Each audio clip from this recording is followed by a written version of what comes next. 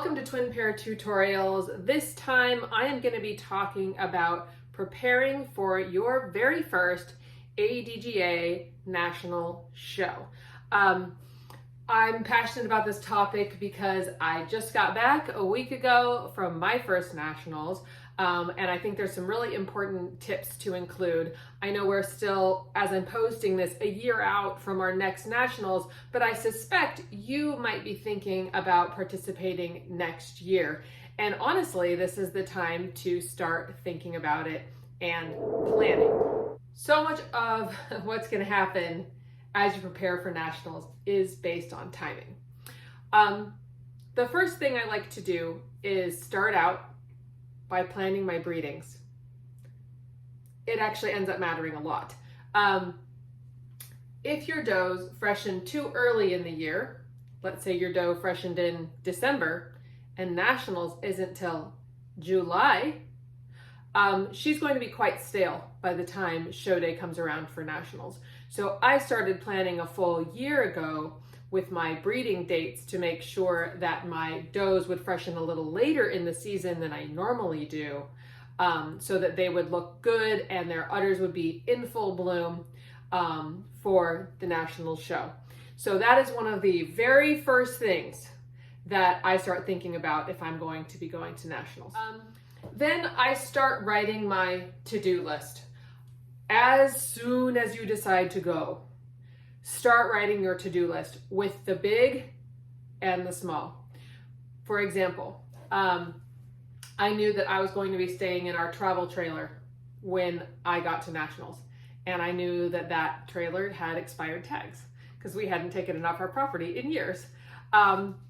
Dealing with the DMV, getting all that done, the state of things, that can take a couple months to accomplish. So that was a big item. We also knew that our livestock trailer needed maintenance and needed a set of brand new tires. So those are kind of some of the big things that went on our list. And then some of the small things is that I knew I needed more new show collars. So all of that, I just started writing a list. I kept it on a Google spreadsheet, so I was updating it constantly as things would come to mind. Similarly, another big challenge that can come up with timing is making sure that you've got your papers, your tattoos, and your EIDs all correct.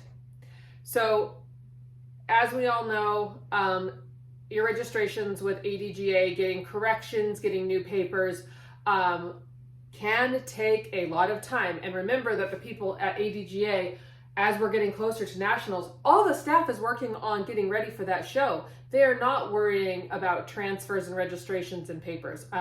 So at least 2 months prior, or even earlier, I strongly recommend you go and double check those tattoos, even though you know you think they're right and that they're perfect, and go and look for those EIDs if you have EIDs in your goat's ears or tail.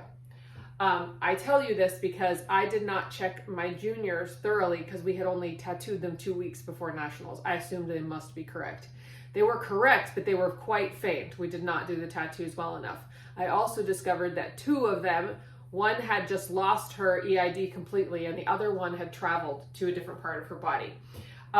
So you cannot make any presumption, even if you know a year ago or 6 months ago that they were fine. Double, triple check count. Also know that at Nationals, you cannot have, a lot of local shows, you can just take your papers if you just bought a goat, and as long as it's signed over to you, you can just present those and show the goat. Not true at Nationals. The animal has to be in your name. I believe stamp duplicates are still okay if it was a recent transfer, but it cannot just be signed over papers. So one of the things that is going to be absolutely critical for you to get into Nationals is getting a certificate of veterinary inspection for the animals that you are bringing to the show. That's where those tattoos and EIDs need to be listed, and why it's so important that those are correct. But the other thing that is likely going to be required for that CVI is a Scrapie's ID and a premise ID. If you do not have those things, again, a couple months prior to the show, or even earlier, you need to get signed up for those programs. It's not hard, it's not expensive, but it does take some time. These are government programs made for tracking movements of animals, and also so that if a outbreak of some disease crops up, they have tracking information for those animals. For our CVI, it was required that we had scabies compliance, that we had a premise ID, and a very specific statement from our vet. It's a scabies negative statement. I don't know if that was specific to the location of our nationals, which took place in Oregon, and other states where nationals takes place might have completely different rules about what they require on that CVI. You need to give yourself time to get your CVI. So some, depending on the state, some allow you to have a CVI within 30 days of the show. Some it might be 7 days of the show. I believe there's one state that requires it to be within 24 hours of travel, which is almost insane. So very important to make an appointment with your vet early. And this is the other critical piece. Make sure you get that CVI at least a day or two before you're going to travel, and double check it with a fine-tooth comb. A lot of people's CVIs were incorrect, and they ended up with their animals stuck in their trailers on a 100-degree day, trying to get a hold of their vet on a weekend to send them a corrected CVI. I got mine 5 days before travel. I went over it, and there was a ton of problems. And I went back to my vet and went over every single issue and got a brand new CVI. That is on you. Do your due diligence, or you will pay the price. I saw it so much at the National Show. So don't just assume that your vet got it right, even if they usually do or they have in the past. Just double, triple check that against your goat's papers. Make sure that it follows all of the guidelines and rules that ADGA has in the National Show rules. Now, as you are getting closer, make sure that you give yourself a lot of time in the weeks leading up to, I would book this out months in advance, to leave yourself like a good solid 2 weeks before you leave for nationals open in your schedule. Don't plan a bunch of other things. Of course, you'll be busy clipping and whatnot, but even more importantly, you are going to be packing. You are going to probably want to increase to milking 3 times a day to really get those udders up. It's going to be a full contact sport those couple of weeks before you leave for nationals. I know that I was up until midnight every single night, and then getting back up at dawn for every day. The 2 weeks leading prior to the National Show. So just like if you're saying, okay, we're going to leave on July 1st for nationals, I would say from June 15th on, leave your calendar wide open. So let's talk about packing for nationals. I'm assuming if you're thinking about going to nationals, you've probably been to at least a handful of local shows and have your normal show supply list. You can also check out our other tutorial. One is preparing for your first ADGA show. The other is going on to long distance shows with your goats. And I actually have a link there to our show packing list. But in addition to that, for nationals, there's extra considerations.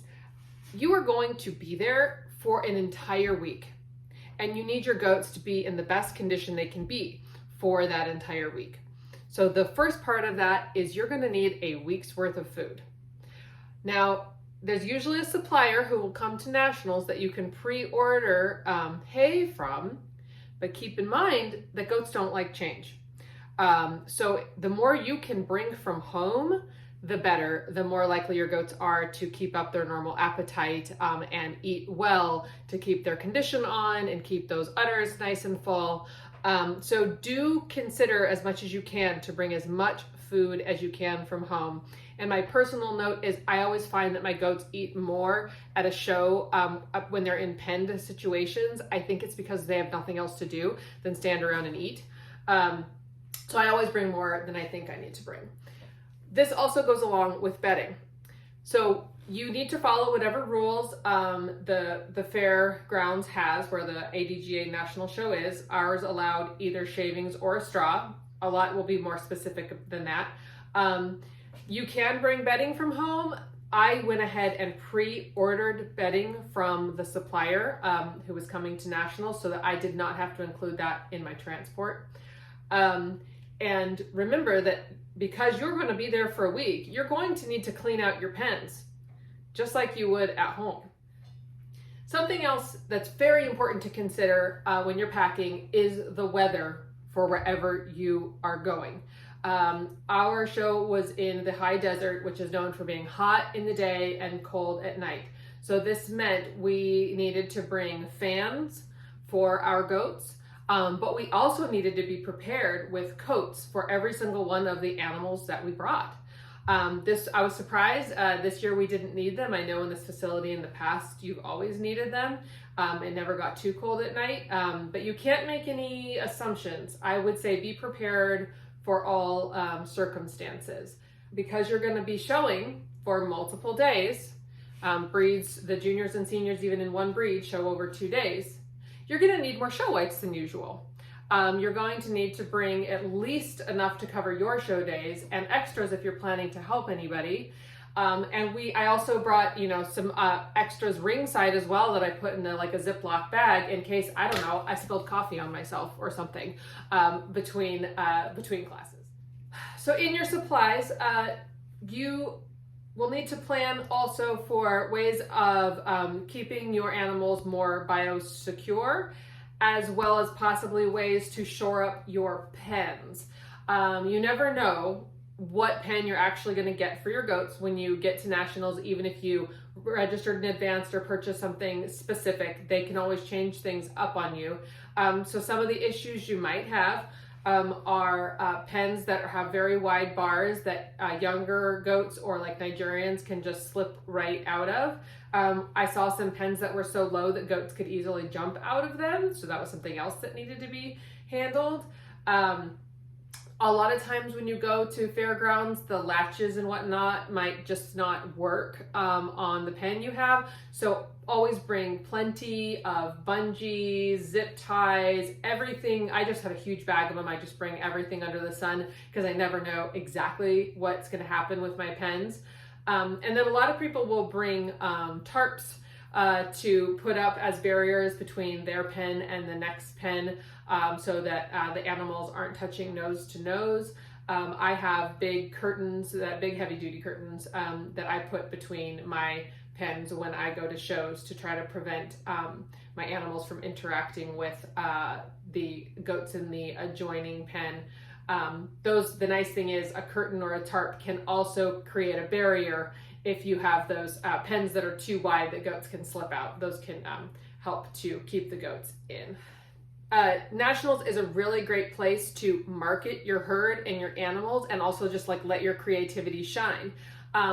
You will for sure want to have a banner up to put on your pen saying which farm or herd you are, but you can also get really creative with it. I'm going to share a few photos with you here of some really cool displays that different farms did for their pens. I think it's really neat when it's themed with either their farm name or the area where that farm is from.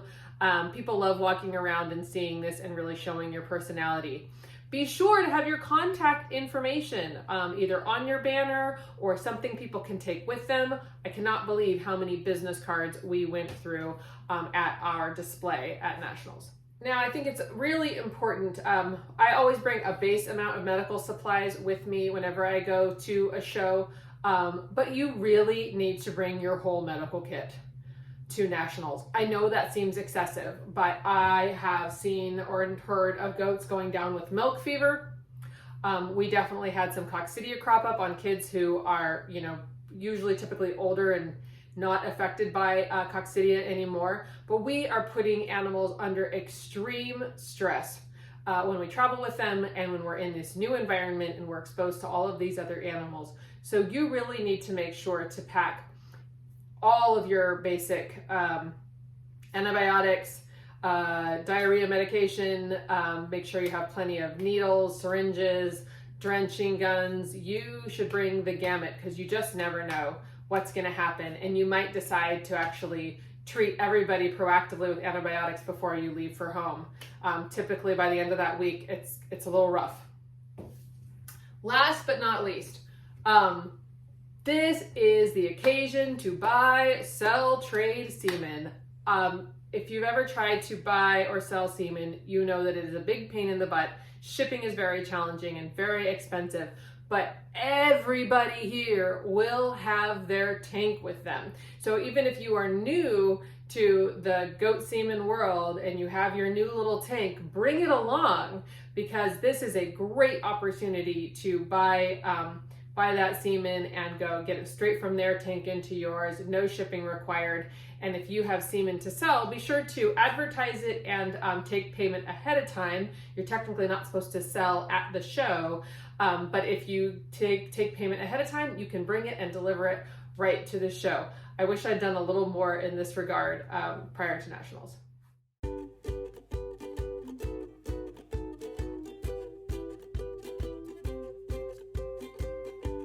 Twin pair tutorials are user-supported content. I do these for the benefit of other people who are getting into goats, love goats, want to do more with goats, take their herd to the next level. So if you benefited from this tutorial, please consider joining us on Patreon and share this video with anyone you think would benefit.